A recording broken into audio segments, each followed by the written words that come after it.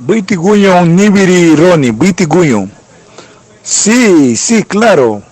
Hay una historia, porque según la historia que me contaba mi abuela de ese tema, porque es bastante antiguo, y que la persona que la hizo, la cantautora que la hizo, la Malipapa, la Malipapa, en nuestro idioma sabemos perfectamente bien que es mi papá tiene hambre, la Malipapa. Pero ella no se refería al papá, sino que se refería al Papa Namule. O sea que en la primera parte, la Malipapa Namule. O sea que la Malipapa Namule se refiere a su hermanito pequeño, a su hermanito que de cuna.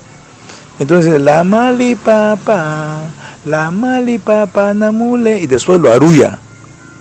Y din din wala wala, din din wala wala. O sea que esos dos componentes, esas dos variantes que tiene la canción, primero la Malipapa, mi papá, al parecer mi papá tiene hambre, no.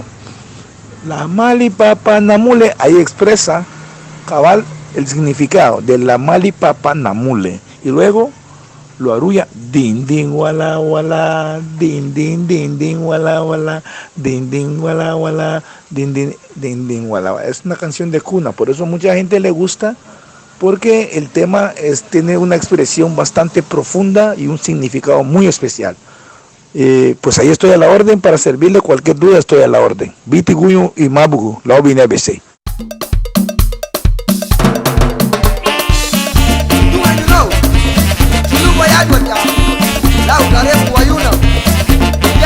What?